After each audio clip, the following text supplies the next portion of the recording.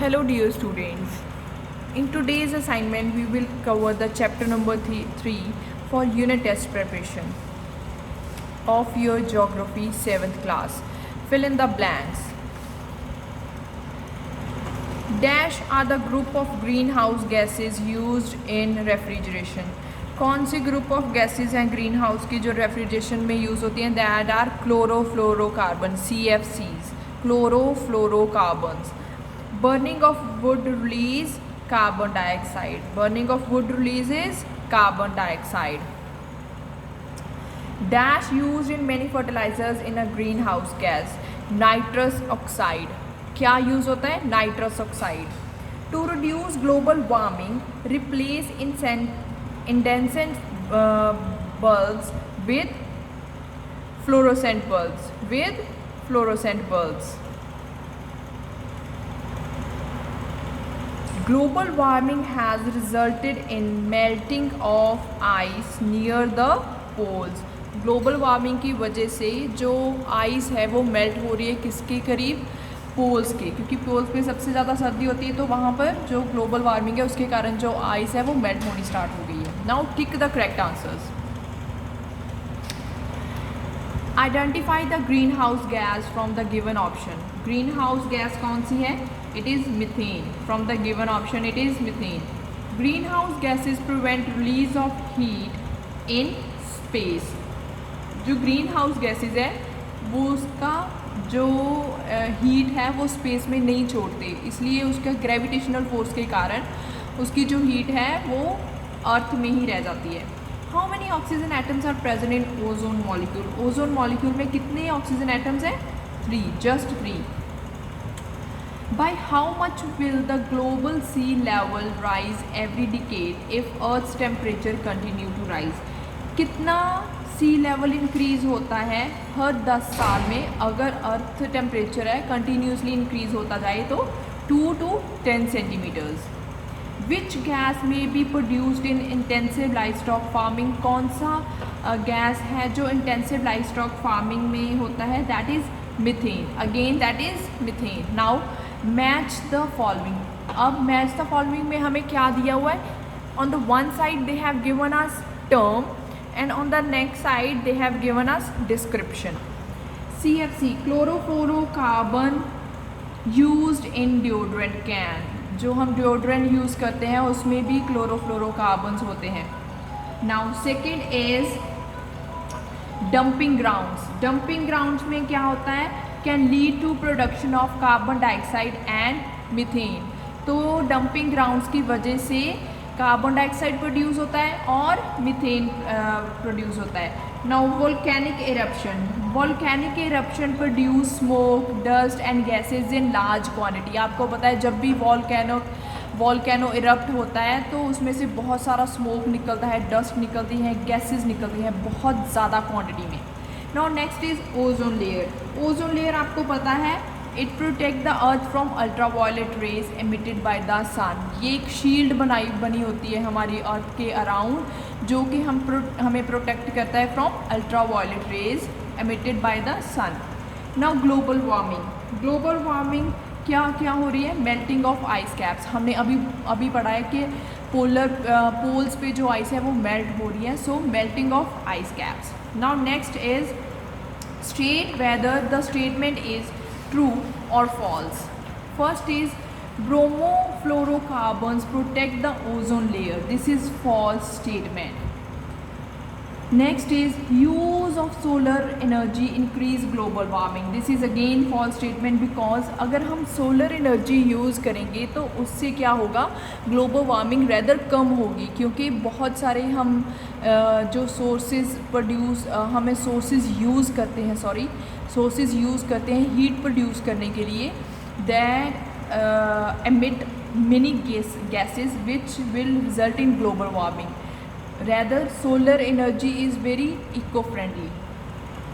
Turning off electronic devices when not in use reduce global warming. Yes, this is a true statement. क्योंकि अगर हम electronic devices ज़रूरत में ना हो और उन्हें टर्न ऑफ कर दे तो डेफिनेटली ग्लोबल वार्मिंग में रिडक्शन आएगी. Forest fire can cause global warming. Yes, जब भी फायरिंग होती है, फॉरेस्ट में आग लगती है, तो बहुत सारी गैसेज एमिट होती हैं, बहुत सारा हीट प्रोड्यूस होता है. So this also leads to global warming. Now burning of fossil fuels decrease the temperature of earth surface. जब हम फॉसिल फ्यूल बर्न करते हैं तो वो बोल रहा है कि हमारे अर्थ टेम्परेचर को रिड्यूस करता है. No, this is a false statement. Rather जब कुछ भी हम बर्न करेंगे तो जो अर्थ सरफेस है उसका टेम्परेचर बढ़ेगा ही बढ़ेगा. Now next come to question answers. बच्चे, you have to learn question answers from these assignment only. There is no need to learn back question answers which are given in your book. There is no, I am repeating it, there is no need to learn the question answers which are given in your book. You have to learn it from these assignments only. In your first assignment there are question answers of your second chapter, and for this assignment, the chapter number 3, the question answers are of third chapter. Now what are chlorofluorocarbons? Chlorofluorocarbons होते क्या हैं? CFC are short for compound chlorofluorocarbons. तो इसकी short form है CFC, which contain carbon, chlorine and fluorine. जिसमें क्या क्या आता है? कार्बन आती है, क्लोरीन आता है और फ्लोरीन आती है. Chlorofluorocarbons are commonly referred to as CFCs. और क्लोरोफ्लोरोकार्बन को जनरली हम CFC बोलते हैं, लेकिन जब वो रेफ्रिजरेशन में यूज़ होती है तो उसे हम फिरॉन बोलते हैं. क्या बोलते हैं? फिरॉन. What are the causes of greenhouse effect? Greenhouse effect के कॉजेज क्या हैं? The major causes are burning of fossil fuel, deforestation, farming, industrial waste, land and landfills, population explosion, natural disasters. तो ये जो चीज़ें हैं इसकी वजह से क्या हो रहा है? ग्रीन हाउस इफेक्ट हो रहा है. अब उसके कारण क्या होती है? ग्लोबल वार्मिंग बढ़ रही है. तो ग्लोबल वार्मिंग का क्या इम्पैक्ट पड़ रहा है हमारे अर्थ पे? ग्लोबल वार्मिंग की वजह से टेम्परेचर राइज हो रहा है. There is a rise in temperature, threat to the ecosystem, climate changes हो रहे हैं. पहले आपने सुना होगा, आपके दादा दादी बोलते हैं, आपके ग्रैंड पेरेंट्स बोलते होते हैं कि इस टाइम पर ना, इस मंथ में हम ना हमें ठंडी लगती थी तो हम क्विल्ट लेकर सोते थे. लेकिन आजकल वैसे नहीं होता, हम नॉर्मली, है ना, नॉर्मली सोते हैं. तो स्प्रेड ऑफ डिजीज़, गर्मी की वजह से बहुत सारे जो इंसेक्ट्स हैं वो प्रोड्यूस होते हैं, उनका लाइफ स्पैन बड़ा हो जाता है. ठीक है, तो बहुत सारे डिजीज़ जो हैं वो सर्वाइव कर रहे हैं, क्योंकि आपने देखा होगा कि फ्रिज में सब्ज़ी जल्दी ख़राब नहीं होती, बाहर पड़ी रहे तो वो ख़राब हो जाती है. Reason being is heat. तो हीट की वजह से बहुत सारे माइक्रो ऑर्गेनिज़म जो हैं वो प्रोड्यूस होते हैं, तो उन्हीं से ही डिजीज़ बनते हैं, ऐसे ही डिजीज़ बनते हैं. सो ग्लोबल वार्मिंग की वजह से भी डिजीज़ बढ़ गए हैं. Decrease in human population. तो ग्लोबल वार्मिंग की वजह से बच्चे बहुत जो ह्यूमंस हैं वो मर भी रहे हैं. ठीक है, they are dying because of global warming. Loss of natural habitat. अब बहुत सारे आपने देखा होगा कि बहुत सारे पंछी है जो हमें नाउ अ डेज़ हमें नज़र नहीं आती, तो उनका जो नेचुरल हैबिटेट है वो ख़त्म हो गया है. The reason being is global warming. वो गर्मी सह नहीं पाते तो वो कहाँ वो माइग्रेट कर जाते हैं जहाँ पर उनको इको फ्रेंडली होता है. उनका हैबिटेट जो है उनका इको फ्रेंडली है, जहाँ पर थोड़ा मौसम उनके सर्वाइवर के लिए ठीक है. Now the next question is list some way to control global warming. अब ग्लोबल वार्मिंग को हम कंट्रोल कैसे करेंगे? Reduce, reuse and recycle. आपने ये 3 R's पढ़े हुए हैं साइंस में भी. Reduce, reuse and recycle. Use less heat and air conditioning. आप जो सर्दियों में हीट लगाते हो या गर्मियों में एयर कंडीशनिंग यूज़ करते हो वो कम से कम यूज़ करो. Change your light bulbs. Light bulbs जो पुराने टाइम के थे उनको उतार के फ्लोरोसेंट के बल्ब यूज़ कर लो. Drive less and drive smarter.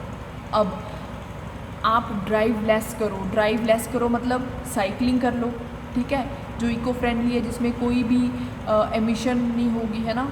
जहाँ ड्राइव स्मार्टली मीन्स कि आप किसी के साथ चले जाओ. अगर आपको ज़रूरी है कहीं जाना तो आप अपने नेबर के साथ कर लो या फ्रेंड के साथ कांटेक्ट कर लो that you are going to this way, take me along with you. Now next is buy energy efficient products. तो आजकल मार्केट में बहुत सारी प्रोडक्ट्स हैं जो एनर्जी एफिशिएंट है, जो एनर्जी कम से कम कंज्यूम करते हैं और उनकी एमिशन भी कम से कम है। So buy those products. Use less hot water. Hot water को भी कम से कम यूज़ करो जितना आपकी बॉडी टेम्परेचर को चाहिए। लाइक सर्दियों में थोड़ा सा गर्म पानी चाहिए तो थोड़ा सा ही लो, ये नहीं है कि गर्म होने के लिए आप ज़्यादा गर्म यूज़ करो। Use the off switch. ज़्यादा से ज़्यादा अपना ऑफ स्विच को प्रेफर करो कि जब भी आप when you leave your room just switch off the lights and fans. Plant a tree or two. हमेशा कोशिश करो कि every year you must plant a tree or two. एक या दो तो ट्री पक्का ही ग्रो करो। Keep an eye on your local beach.